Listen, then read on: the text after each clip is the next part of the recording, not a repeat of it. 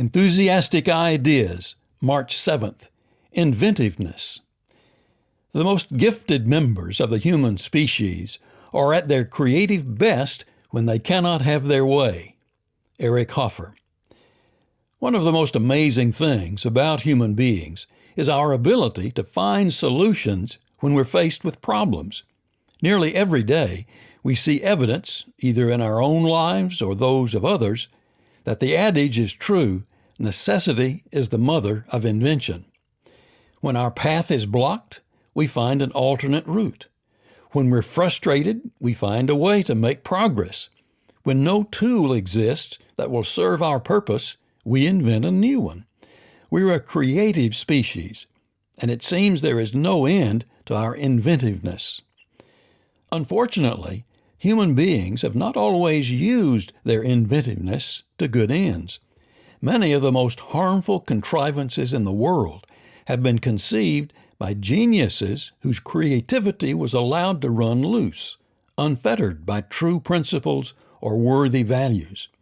So we need not think that inventiveness is a good thing in itself. If true goodness is to result from our ingenuity, our creative powers must be harnessed and disciplined.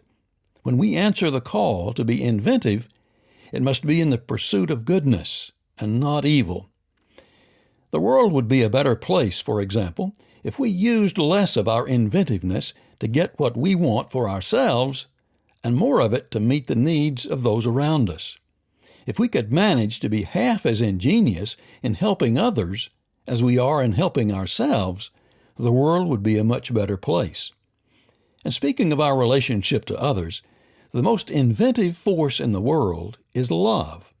Whatever needs to be figured out or accomplished, love will find a way.